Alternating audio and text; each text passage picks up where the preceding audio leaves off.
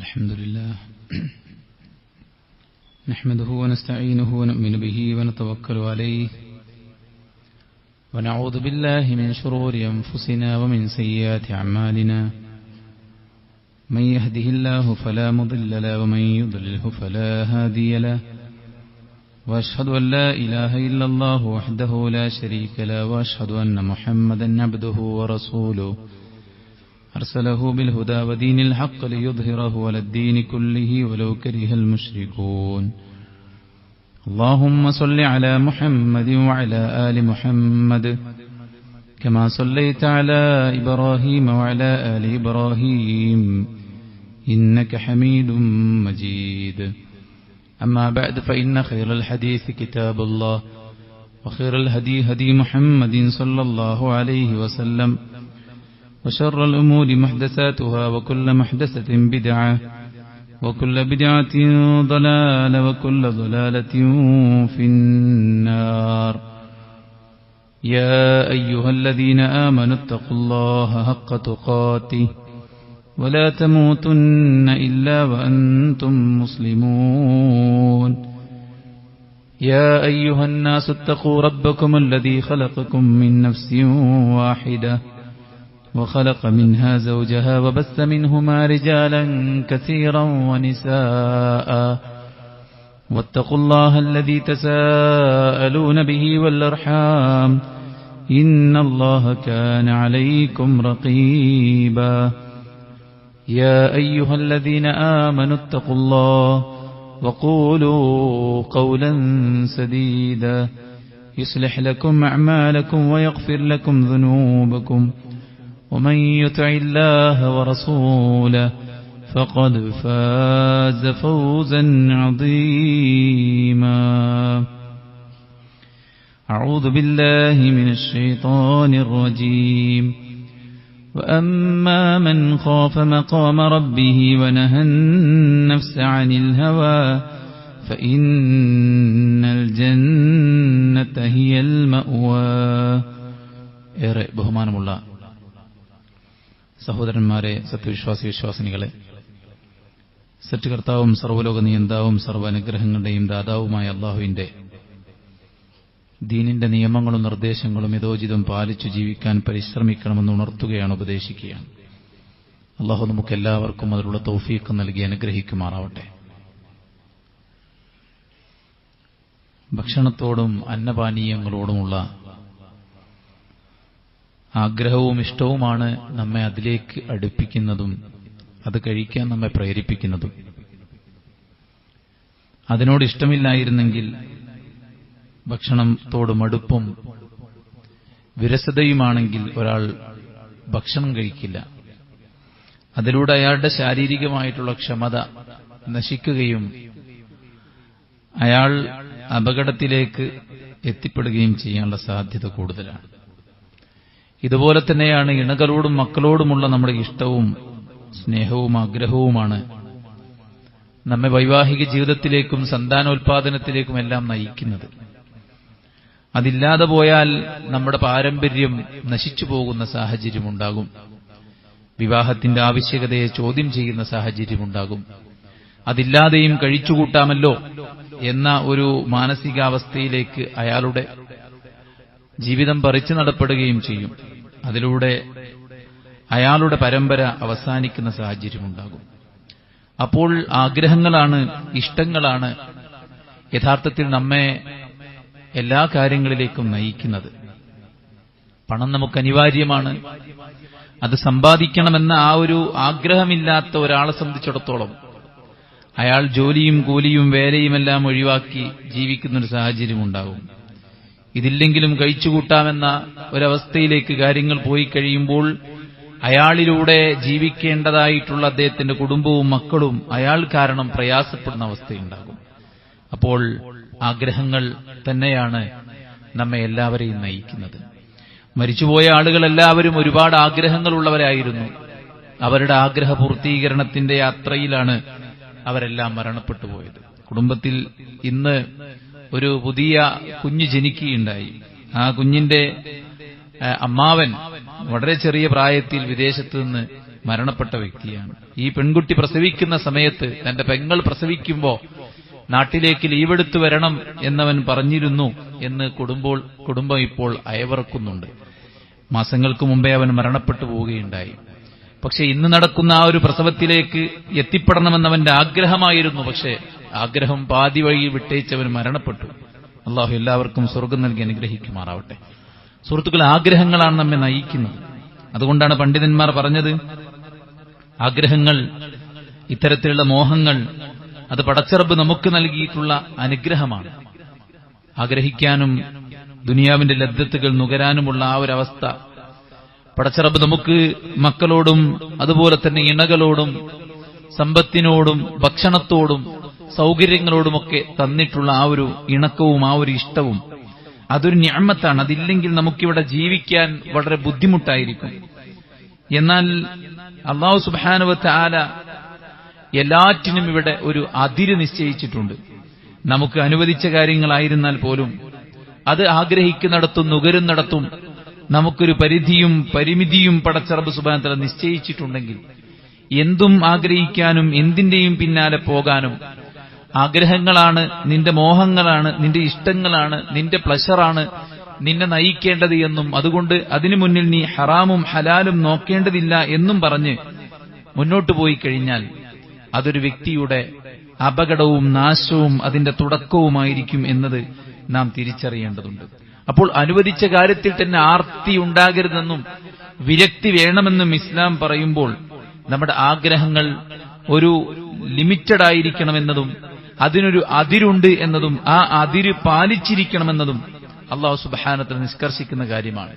എന്തിനോടും ഏതിനോടും ആഗ്രഹം തോന്നാനോ ആ ആഗ്രഹം തോന്നുന്ന ഏത് കാര്യങ്ങളും നേടിയെടുക്കാനോ അത് നേടിയെടുക്കാനുള്ള വഴികളിൽ ഹറാമും ഹലാലും നോക്കാതെ സഞ്ചരിക്കാനോ അല്ലാഹു നമുക്ക് അനുവാദം നൽകിയിട്ടില്ല. വലാ തത്തബിഇൽ ഹവാ, നീ നിന്റെ ഇച്ഛയെ പിൻപറ്റരുത്. ഫയദല്ലക അൻ സബീലില്ലാഹ്, അങ്ങനെ നീ നിന്റെ ഇച്ഛയെ, നിന്റെ മോഹങ്ങളുടെ പിന്നാലെ നീ പുറപ്പെട്ടു കഴിഞ്ഞാൽ അത് നിന്നെ പടച്ച റബ്ബിന്റെ വഴിയിൽ നിന്ന് തെറ്റിച്ചു കളയുമെന്നും അല്ലാഹുവിന്റെ ഖുർആൻ പറയുന്നുണ്ട്.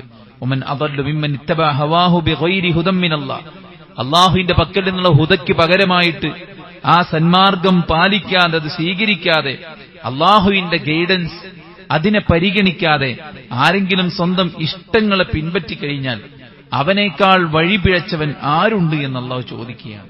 സുഹൃത്തുക്കളെ, സ്വർഗം നമ്മുടെ എല്ലാവരുടെയും ഒരു സ്വപ്നമാണ്. ആർക്കാണ് സ്വർഗമുള്ളത്?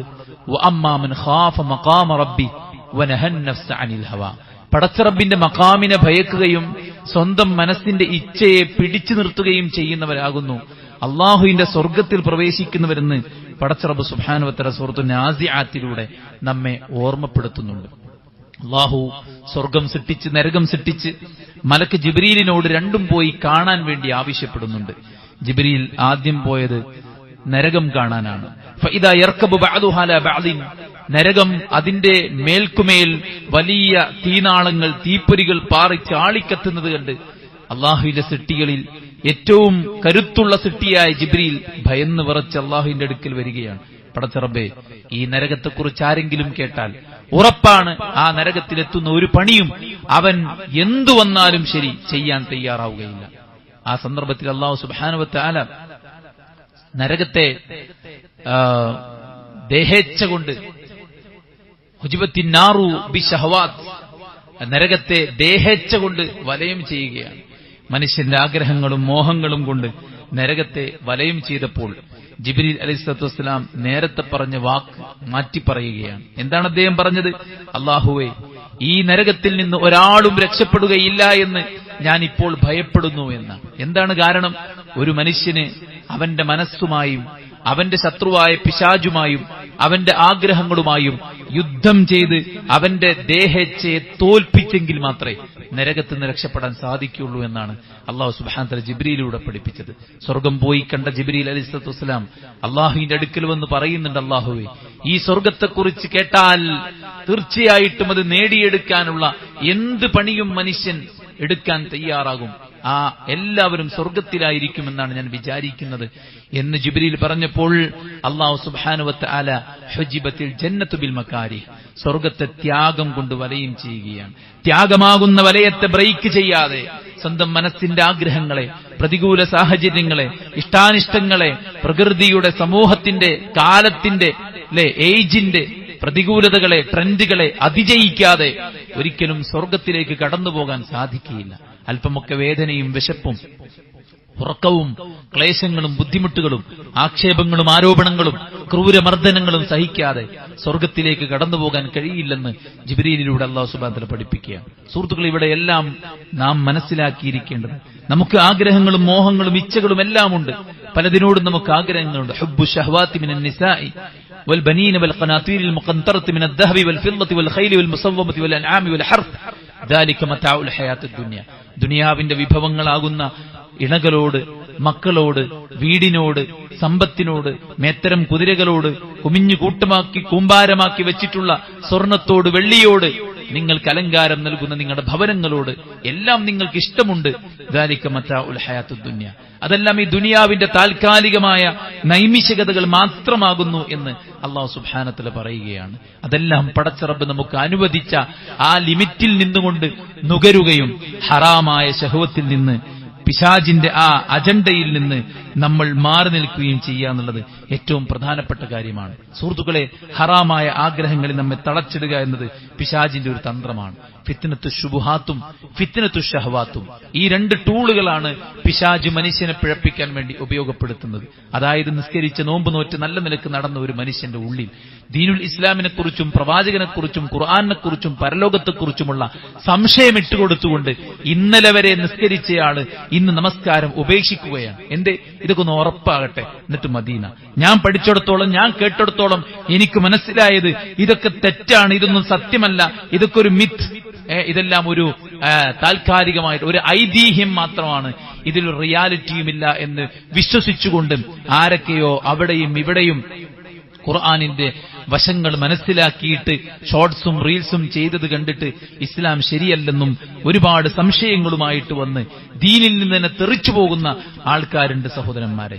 അതുപോലെ തന്നെ ഷഹവാത്തുകൾക്ക്, സ്വന്തം ശരീരത്തിന്റെ സമ്പത്തിനോടുള്ള ആനന്ദങ്ങളോടുള്ള, സന്തോഷങ്ങളോടുള്ള, ശാരീരിക മാനസിക സുഖങ്ങളോടുള്ള, അതിലൂടെ കിട്ടുന്ന താൽക്കാലികമായ ആ ഒരു ആസ്വാദനങ്ങളോടുള്ള അമിതമായ ആഗ്രഹത്തിൽ പെട്ടുപോയിട്ട് ദീൻ ഉപേക്ഷിച്ചു പോകുന്ന, ദീനിൽ നിന്ന് തെറ്റിപ്പോകുന്ന ആൾക്കാരുണ്ട്. സുഹൃത്തുക്കളെ, അല്ലാഹു സുബ്ഹാനഹു വ തആല പാണ്ഡിത്യം കൊണ്ട് അനുഗ്രഹിച്ച ഒരു മനുഷ്യൻ, മിസ്രിലെ പള്ളിയിലെ ഇമാമായിരുന്നു അദ്ദേഹം. മിനാരത്തിലേക്ക് ബാങ്ക് വിളിക്കാൻ കയറുമ്പോൾ തൊട്ടയൽപ്പക്കത്തുള്ള ഒരു ക്രിസ്ത്യാനി പെൺകുട്ടി മുറ്റത്തേക്ക് ഏറ്റവും നല്ല വേഷഭൂഷാദിയിൽ അദ്ദേഹത്തെ ആകർഷിക്കാൻ വേണ്ടി ഇറങ്ങുമായിരുന്നു. അള്ളാഹുവിന്റെ പ്രവാചകൻ സല്ലല്ലാഹു അലൈഹി വസല്ലം പറഞ്ഞല്ലോ, പിശാച് മനുഷ്യരെ പിഴപ്പിക്കാൻ ഇത്തരം വേഷം കെട്ടി രംഗത്ത് വരുമെന്നാണ്. ദീനുമായി ബന്ധപ്പെട്ട് ദീനീ വസ്ത്രം ധരിച്ച് ദീനിന്റെ അച്ചടക്കങ്ങൾ പാലിച്ച് ജീവിക്കുന്ന ധാരാളം സഹോദരിമാരുണ്ട്. അള്ളാഹു അവർക്ക് ബർക്കത്തും പ്രതിഫലവും പ്രദാനം ചെയ്യുമാറാവട്ടെ. എന്നാൽ മാറുന്ന കാലത്ത് നമ്മൾ അല്പം അഴിച്ചിട്ടെങ്കിലേ നന്നാവുകയുള്ളൂ, കുറച്ചൊക്കെ കാണിച്ചെങ്കിലേ നമ്മളും കാലത്തിനൊത്ത് വളർന്നവരാവുകയുള്ളൂ എന്ന് വിചാരിക്കുന്ന, അങ്ങനെ വസ്ത്രം ധരിച്ച് ഇറങ്ങിപ്പുറപ്പെടുന്ന ആളുകളെ കുറിച്ച് പ്രവാചകൻ സല്ലല്ലാഹു അലൈഹി വസല്ലം പറഞ്ഞത്, പിശാച് സ്ത്രീയുടെ വേഷം കെട്ടി പുറത്തേക്കിറങ്ങും എന്ന് തന്നെയാണ്. അത്തരം ആളുകളെ പിശാചിന്റെ സഹായിയായിട്ടും അവന്റെ പ്രൊമോട്ടേഴ്സായിട്ടുമാണ് അള്ളാഹുവിന്റെ പ്രവാചകൻ പരിചയപ്പെടുത്തിയത്. ഈ നല്ലൊരു മനുഷ്യനെ വശീകരിക്കാൻ വേണ്ടി ദീനില്ലാത്ത, വിശ്വാസമില്ലാത്ത ഒരു നസ്രാണിയായ പെണ്ണ് വീട്ടുമുറ്റത്തേക്ക് ഇറങ്ങുമായിരുന്നു. കണ്ണിനെ നിയന്ത്രിക്കുന്നിടത്ത് അദ്ദേഹത്തിന് അബദ്ധം സംഭവിച്ചു പോയി. അദ്ദേഹം ആ സ്ത്രീയിലേക്ക് നോക്കിയപ്പോൾ അദ്ദേഹത്തിന്റെ മനസ്സ് അവളിലേക്ക് ആകൃഷ്ടയായി. അദ്ദേഹം നേരെ ചെന്ന് വിവാഹാഭ്യർത്ഥന നടത്തിയപ്പോൾ അവർ ഒരു ഷർത്താണ് വെച്ചത്. എന്തായിരുന്നു ആ ഷർത്തെന്നറിയുമോ? നീ ഒരു മുസ്ലിമാണ്, ഞങ്ങൾ നസ്രാണികളാണ്, അതുകൊണ്ട് നിന്റെ മതം ഉപേക്ഷിക്കാതെ എന്റെ മകളെ നിനക്ക് കല്യാണം കഴിച്ചു തരില്ല എന്ന് പറഞ്ഞപ്പോൾ ഇസ്ലാമാകുന്ന മഹോന്നതമായ ആദർശം ഒരു സ്ത്രീക്ക് വേണ്ടി അദ്ദേഹം ബലിയർപ്പിക്കുകയാണ്. സുഹൃത്തുക്കളെ, ഇസ്ലാം ഉപേക്ഷിച്ച് ആ പെണ്ണിനെ അയാൾ കല്യാണം കഴിക്കുകയാണ്. പിന്നീട് ആ പെണ്ണിലേക്ക് ആദ്യ രാത്രിയിൽ താൻ മനസ്സിൽ കണ്ട സ്വപ്നവും സന്തോഷവും പൂർത്തീകരിക്കാൻ ദൂരെ നിന്ന് കണ്ട ആനന്ദം തൊട്ടടുത്തെത്തുമ്പോൾ എത്രത്തോളം ഉണ്ടായിരിക്കുമെന്ന് അയാൾ മെനഞ്ഞുകൂട്ടിയ ആ ഒരു സ്വപ്ന സാക്ഷാത്കാരത്തിലേക്ക് അയാൾ നടന്നെടുക്കുമ്പോൾ അപകടത്തിൽ അയാൾ മരണപ്പെടുകയാണ്. സഹോദരന്മാരെ, ഖസറത് ദുനിയ വൽ ആഖിറ, ദുനിയാവും ആഖിറത്തും തകർന്നുപോയി എന്ന് പറഞ്ഞതിന് ഏറ്റവും വലിയ ഉദാഹരണമായിട്ട് മാറുകയാണ്. അവിടെ വർത്തിച്ചത് ഷഹവാത്താണ്. ഈ ഷഹവാത്തിനെ നമുക്ക് നിയന്ത്രിക്കാൻ പറ്റിയില്ലെങ്കിൽ വലിയ അപകടങ്ങളിലേക്ക്, പ്രായത്തിനനുസരിച്ച് ഓരോരുത്തരുടെ അവസ്ഥക്കനുസരിച്ച് ഹറാമും ഹലാലും നോക്കാതെ ആസ്വാദനങ്ങളിലേക്ക്, വേഷഭൂഷാദികളിലേക്ക്, നൃത്തസംഗീതങ്ങളിലേക്ക്, ലഹരിയുടെ ഇരുട്ടറകളിലേക്ക്, അവിഹിതങ്ങളിലേക്ക് മനസ്സിനെ വലിച്ചു കൊണ്ടുപോകുന്നത് സഹോദരന്മാരെ പിശാച് ഈ ഒരു ഷഹവാത്തുകളിലൂടെയാണ്. നമുക്കിങ്ങനെ ഒരു തേട്ടം, ഇങ്ങനൊരു ആഗ്രഹം, ഇങ്ങനൊരു ഇഷ്ടം എല്ലാത്തിനോടും ഉണ്ട് എന്ന് അറിയുന്നത് കൊണ്ടാണ് ഇത് ഉപയോഗപ്പെടുത്തിക്കൊണ്ട് എല്ലാവരെയും വഴിതെറ്റിക്കാൻ വേണ്ടി ശ്രമിച്ചുകൊണ്ടിരിക്കുന്നത്. ഇന്ന് ആഗ്രഹങ്ങൾക്ക് പിന്നാലെ ഓടാൻ വേണ്ടിയിട്ട് എല്ലാവരെയും പ്രേരിപ്പിച്ചുകൊണ്ടിരിക്കുന്ന ഈ ഒരു കാലത്ത് ആരോഗ്യത്തെയും സമയത്തെയും നശിപ്പിക്കാനുള്ള എല്ലാ വഴികളും തുറക്കപ്പെട്ട ഈ ഒരു സാഹചര്യത്തിൽ സഹോദരന്മാരെ, നമ്മളും വീണുപോകും എന്തെങ്കിലും തരത്തിലുള്ള ചതികളിലെല്ലാം. നമ്മുടെ മനസ്സിനെ പിടിച്ചു നിർത്താനുള്ള ആ ഒരു ശക്തി നമുക്ക് ലഭിക്കാതെ പോയാൽ താഴെ പറയുന്ന ചില കാരണങ്ങൾ അത് നമ്മിലുണ്ടോ, നമ്മളും വീണുപോകും ഇത്തരത്തിലുള്ള ഹറാമായിട്ടുള്ള ചതിക്കുഴികളിലെന്ന് നമ്മൾ മനസ്സിലാക്കിയിരിക്കേണ്ടതുണ്ട്. ഒന്നാമത്തെ കാര്യം എന്താണോ, ഈമാനിന്റെ ദുർബലത എന്നതാണ്. നമ്മളൊക്കെ ഈമാനുള്ളവരാണെന്ന് പറയുന്നുണ്ട്, വിശ്വാസമുള്ളവരാണെന്ന് പറയുന്നുണ്ട്, അല്ലാഹു ഉണ്ടെന്നും പരലോകമുണ്ടെന്നും പറയുന്നുണ്ട്. പക്ഷെ അതിന്റെ ശക്തി എത്രത്തോളമാണ്, അതിനെത്രത്തോളം കരുത്തുണ്ട് എന്നത് നമ്മൾ പരിശോധിക്കേണ്ടതാണ്. ദുർബലമായ വിശ്വാസം അതൊരു മനുഷ്യനെ നാശത്തിലേക്ക് എത്തി. പണ്ഡിതന്മാർ പറയണം 3 കാര്യങ്ങൾ തഖ്വയുടെ ലക്ഷണമാണ്. ഒന്നെന്താ അറിയോ, മോശപ്പെട്ട ആഗ്രഹങ്ങൾ ചെയ്യാൻ കഴിഞ്ഞിട്ടും, ചെയ്യാനുള്ള അവസരം വന്നെത്തിയിട്ടും, അതിനുള്ള എല്ലാവിധ ഡോറും ഓപ്പണായിട്ടും ആ അവസരങ്ങളിൽ നിന്ന് മാറി നിൽക്കും. മോശപ്പെട്ട ആഗ്രഹങ്ങളെ ചെയ്യാൻ കഴിയുമ്പോൾ തന്നെ അയാൾ അതിൽ നിന്ന് മാറി നിൽക്കുക എന്നുള്ള തഖ്വന്റെ അടയാളമാണ്. രണ്ടാമത്തെ എന്താ അറിയോ, മനസ്സ് ചെയ്യാൻ നല്ല മടുപ്പും ചടപ്പും കാണിക്കുന്നുണ്ട്. പക്ഷെ എന്നിരുന്നാൽ പോലും മനസ്സിനെ തോൽപ്പിച്ച് ഇബാദത്ത് ചെയ്യാം.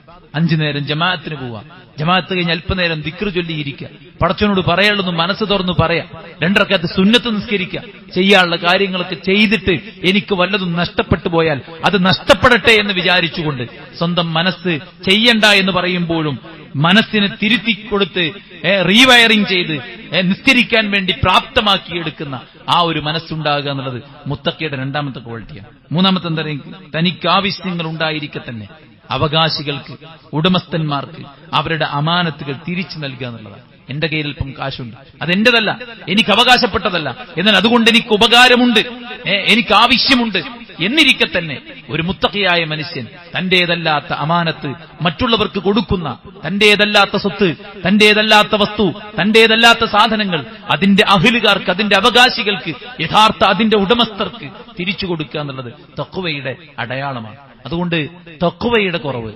ഈമാനിന്റെ കുറവ് നമ്മൾ നേരിടുന്നുവെങ്കിൽ സഹോദരന്മാരെ ഏതു വലയിലും നമ്മൾ പെട്ടുപോകും. രണ്ടാമത്തെ കാര്യം എന്താ പറയാം, മോശപ്പെട്ട ആളുകളുടെ കൂടെയാണ് നമ്മൾ ജീവിക്കുന്നതെങ്കിൽ അൽ മർഉ അലാ ദീനി ഖലീലി ഫല്യൻദുർ അഹദുക്കും മയ്യുഖാലിൽ, ആരുടെ കൂടെയാണോ നിങ്ങൾ ജീവിക്കുന്നത് അവരുടെ സ്വഭാവം, അവരുടെ പെരുമാറ്റം, അവരുടെ വിശ്വാസം, അവരുടെ ഇടപെടലുകൾ, അവരുടെ ഹാബിറ്റ്സും അവരുടെ ഹോബീസും നമ്മൾ അറിയാതെ നമ്മിലേക്ക് ആകർഷിക്കപ്പെടും.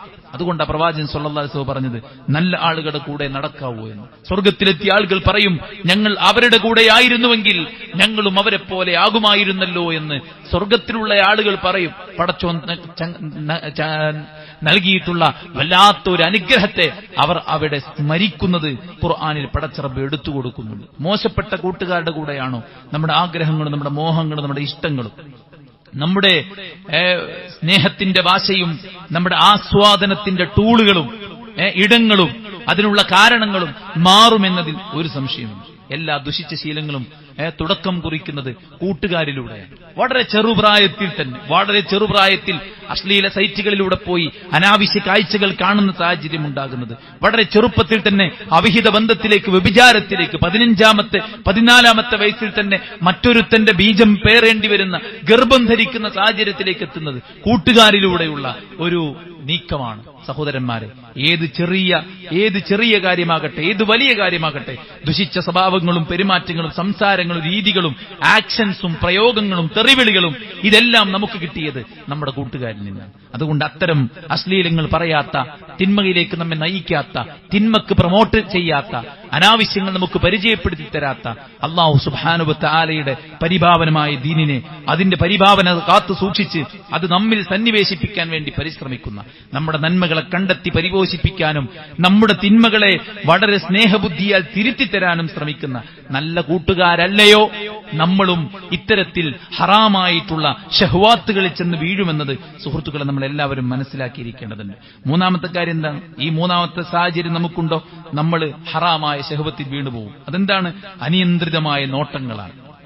അനിയന്ത്രിതമായ നോട്ടമാണ്. എന്തും ഏതും നോക്കുക അല്ലെ. എല്ലാവരുടെയും കയ്യിൽ ഫോണാണ്.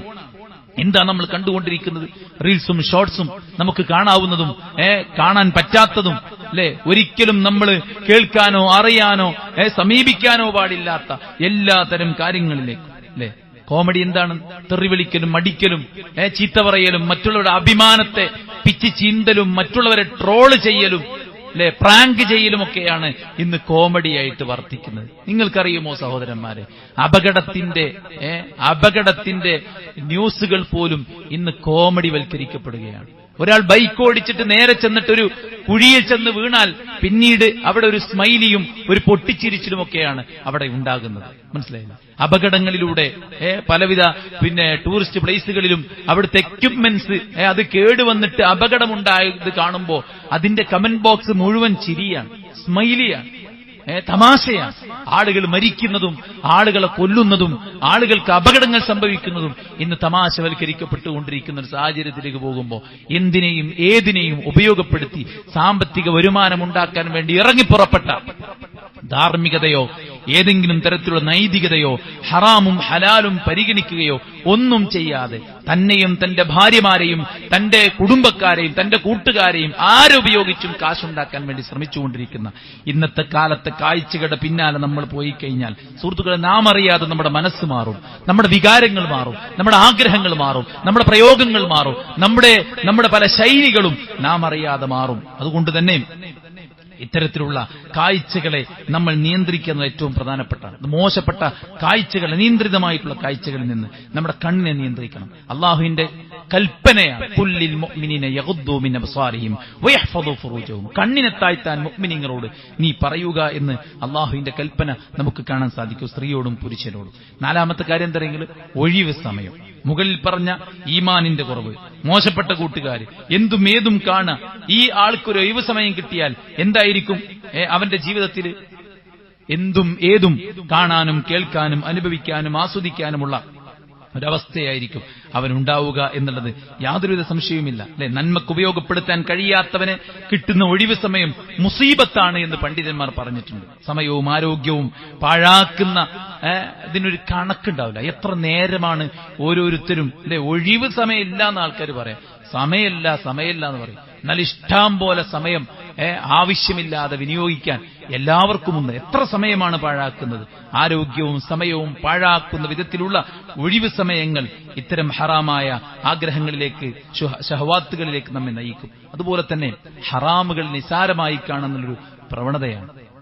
പൊന്നുമോനെ, തുപ്പിക്കളയോ വായിലുള്ള ഈത്തപ്പഴം എന്ന് റസൂലുള്ളാഹി പറഞ്ഞത് ഒരു പിഞ്ചു കുഞ്ഞിനോടാണ്. ആ കുഞ്ഞിന് എന്ത് ധാർമ്മികതയും എന്ത് നിയമവുമാണ് സുഹൃത്തുക്കളെ ഉള്ളത്? ഒരു ചെറിയ കുട്ടിക്ക് എന്ത് മതത്തിന്റെ നിയമങ്ങളാണ് ബാധകളുള്ളത്? എന്നിരുന്നാൽ പോലും സക്കാത്തിന്റെ മുതലിൽ നിന്നൊരു ഈത്തപ്പഴം കഴിച്ചപ്പോ തുപ്പിക്കളയുമോനെ എന്ന് പ്രവാചകൻ സല്ലല്ലാഹു അലൈഹി വസല്ലം പറഞ്ഞിട്ടുണ്ടെങ്കിൽ നിസാരമായി ഹറാമുകളെ, ചെറുതാകട്ടെ വലുതാകട്ടെ, നിസാരമായി കാണുന്ന ആ ഒരു പ്രവണത നമ്മെ നാശത്തിലേക്ക് നയിക്കും. ഏത് തെറ്റുകളും അത് ചെറുതായി തുടങ്ങിയിട്ട് പിന്നെ അത് വലുതിലേക്കെത്തും. പിന്നീട് നമ്മുടെ ശീലമായി മാറും. തുടക്കത്തിലുണ്ടായിരുന്ന ആ ഒരു വേദനയും കുറ്റബോധവും പിന്നീട് ഇല്ലാതായി മാറും. ആറാമത്തെ കാര്യം, നിഷിദ്ധമായവ ചെയ്യാനുള്ള സാഹചര്യങ്ങൾ. അതുമായി ചുറ്റിപ്പറ്റിയാണ് നമ്മൾ ജീവിക്കുന്നതെങ്കിൽ നമ്മുടെ ജീവിതത്തിലും ഈ പറയപ്പെട്ട അപകടങ്ങൾ ഉണ്ടാകുമെന്നത് നമ്മൾ തിരിച്ചറിയാം. റസൂൽ സല്ലല്ലാഹു അലൈഹി വസല്ലം പറയുകയുണ്ടായി, നിങ്ങൾ വഴിയോരങ്ങളിൽ കാരണമില്ലാതെ ഇരിക്കരുത്. ഇരിക്കുകയാണെങ്കിൽ തന്നെ നിങ്ങൾ കണ്ണിനെ താഴ്ത്തണം, സലാം മടക്കണം, ഉപദ്രവങ്ങൾ തടുക്കണം, അങ്ങനെ നന്മ കൽപ്പിക്കണം, തിന്മ വിരോധിക്കണം. ഈ ഹക്കുകൾ, വഴിയുടെ ഹക്കുകൾ പാലിച്ചിട്ട് നിങ്ങൾ വഴിയിലിരിക്കാവൂ എന്ന് അള്ളാഹുവിന്റെ പ്രവാചകൻ സല്ലല്ലാഹു അലൈഹി വസല്ലം ഓർമ്മപ്പെടുത്തിയിട്ടുണ്ട്. അതുകൊണ്ട് തന്നെ തിന്മയുടെ സാഹചര്യങ്ങളിലാണ് ഒരാൾ ജീവിക്കുന്നതെങ്കിൽ അവന്റെ കൂട്ടുകെട്ട് അങ്ങനെയാണ്, അവന്റെ വർക്ക് പ്ലേസ് അങ്ങനെയാണ്, അവന്റെ യാത്രകൾ അങ്ങനെയാണ്, അവന്റെ ഇടപെടലുകൾ ആ ഹറാമുകൾക്കുള്ള ഒരു ഇടമാണെങ്കിൽ അവനെ സംബന്ധിച്ചിടത്തോളം ഹറാമായിട്ടുള്ള ഷഹ്വാത്തുകളിൽ വീണുപോകാനും പിശാച് അവനെ ഒരു കളിപ്പാവയായി ഉപയോഗിക്കാനുള്ള സാധ്യത കൂടുതലാണ്. സുഹൃത്തുക്കളെ തിരിച്ചറിയുക, ജീവിതം നൈമിഷികമായ സുഖങ്ങൾക്ക് ഹോമിക്കാനുള്ളതല്ല, മറ്റുള്ളവർക്ക് ദാസ്യവേല ചെയ്തുകൊണ്ട് പാഴാക്കാനുള്ളതല്ല. ഏത് നിമിഷവും തീരാവുന്ന ഈ ആയുസ്സുകൊണ്ട് സ്വർഗം നേടിയെടുക്കാനുള്ളതാണ് എന്ന് തിരിച്ചറിഞ്ഞുകൊണ്ട് സുഹൃത്തുക്കളെ നമ്മളെല്ലാവരും ഇപ്പറയപ്പെട്ട കാരണങ്ങളിൽ നിന്ന് മാറി നിൽക്കുവാനും പടച്ചറബ് നമുക്ക് അനുവദിച്ചതിൽ മാത്രം ആസ്വാദനം കണ്ടെത്തി മുന്നോട്ടു പോകാനും പരിശ്രമിക്കുക. അള്ളാഹു അനുഗ്രഹിക്കുമാറാവട്ടെ.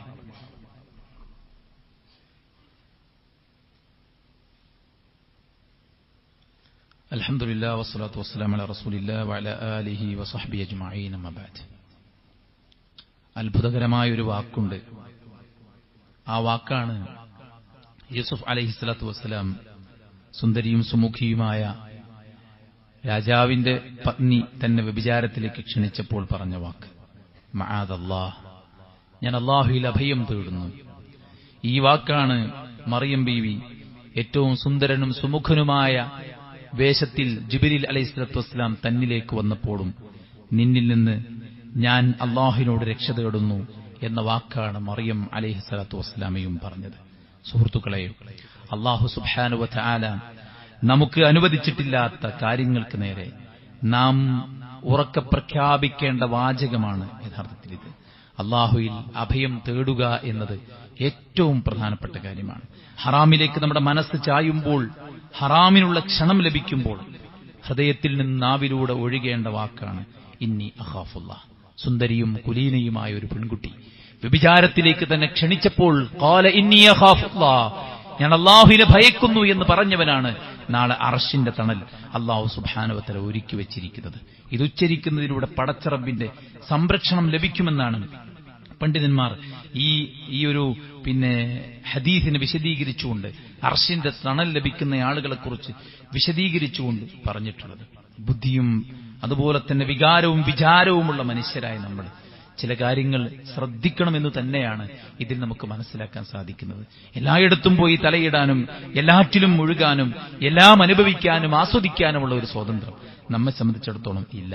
ശ്രദ്ധ മരിച്ചാൽ അപകടം ജനിക്കുമെന്ന ആ ഒരു തത്വത്തെ ദുനിയാവും പരലോകവും തമ്മിൽ കമ്പയർ ചെയ്ത് മനസ്സിലാക്കിയാണ് നമ്മൾ ചെയ്യേണ്ടത്. ഒരു കാര്യം പ്രശ്നമാണ്, അപകടമാണ് എന്ന് പറയുമ്പോൾ തന്നെയും ഇസ്ലാം അതിനുള്ള പരിഹാരങ്ങളും നിർദ്ദേശിക്കുന്നുണ്ട്. ഏറ്റവും വലിയ പരിഹാരമെന്ന് പറയുന്നത് ഇതുതന്നെയാണ്, അല്ലാഹുവിലേക്ക് നമ്മൾ അഭയപ്പെടുക എന്നുള്ളതാണ്. കാരണം ഈ ഒരു ബോധം നമ്മിൽ ഉണ്ടാകുമ്പോൾ അല്ലാഹു എന്നെ നിയന്ത്രിക്കുന്നുണ്ട്, നിരീക്ഷിക്കുന്നുണ്ട് എന്ന ബോധം അതിലൂടെ കടന്നു വരികയാണ്. ഇന്നി അഖാഫുല്ലാഹ് എന്ന് പറയുമ്പോൾ എനിക്കൊരു തടസ്സവുമില്ല, എനിക്ക് ആഗ്രഹത്തിനൊട്ടും കുറവില്ല. നീ വിചാരിച്ച കാര്യങ്ങൾ പൂർത്തീകരിക്കാൻ ഒരു തരത്തിലുമുള്ള തടസ്സവുമില്ല. ആകെ ഒരു തടസ്സമാണുള്ളത്, എന്നെ എന്റെ റബ്ബ് നിരീക്ഷിച്ചുകൊണ്ടിരിക്കുന്നു. ഇദാ ഖലൗത ബിരീബത്തിൻ ഫീ ദുൽമത്തിൻ വന്നഫ്സു ദാഇയത്തുൻ ഇല തുഗ്യാനി ഇന്നല്ലദീ ഖലഖൽ ദലാമ യറാനി ഫസ്തഹീ മിൻ നദറിൽ ഇലാഹി വഖുൽ ലഹാ ഇന്നല്ലദീ ഖലഖൽ ദലാമ യറാനി. രാത്രിയുടെ ഇരുട്ടിൽ നിന്റെ നഫ്സ്, നിന്റെ മനസ്സ് നിന്നെ തിന്മയിലേക്ക്, അനുസരണക്കേടിലേക്ക് മാടി വിളിക്കാൻ, ആ സമയത്ത് ഇലാഹിന്റെ നോട്ടത്തിൽ നീ ലജ്ജയുള്ളവനാകണം.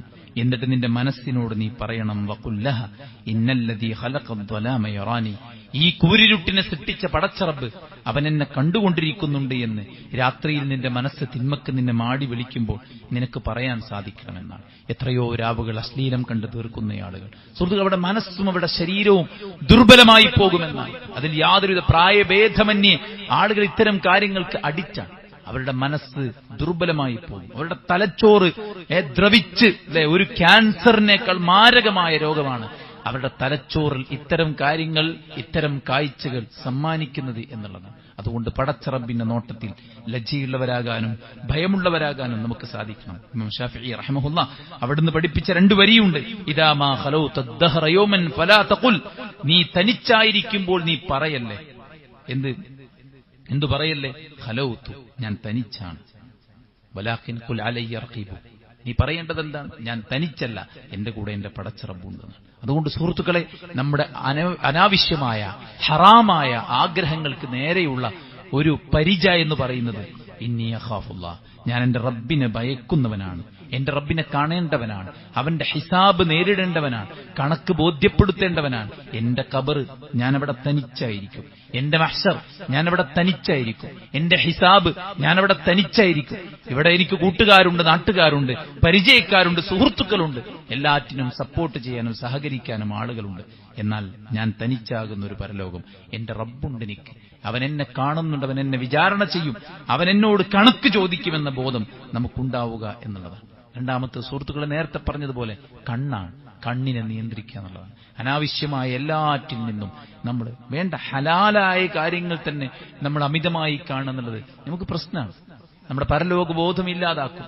ഖബർ സന്ദർശിക്കാൻ പറഞ്ഞില്ലേ, എന്തിനാണ്? ഫഇന്നഹാ തുദക്കിറുകുമുൽ മൗത, അത് നിനക്ക് മരണത്തിന്റെ ചിന്തയുണ്ടാക്കും എന്ന. അവിടെ പൂജ നടത്താനും അവിടെ വരുമാനമുണ്ടാക്കാനും അല്ല, മറിച്ച് നിനക്ക് പരലോക ബോധമുണ്ടാക്കുന്നു. ഖുർആൻ പാരായണം ചെയ്യാൻ പറഞ്ഞു. എന്തിനാ ഖുർആനിലേക്ക് നോക്കാൻ പറഞ്ഞത്? ഖുർആനിലേക്ക് നോക്കുമ്പോൾ നമുക്ക് ഈമാൻ വർദ്ധിക്കും, അല്ലെ? നോട്ടം ഏറ്റവും പ്രധാനപ്പെട്ട ഒരു ഘടകം തന്നെയാണ്.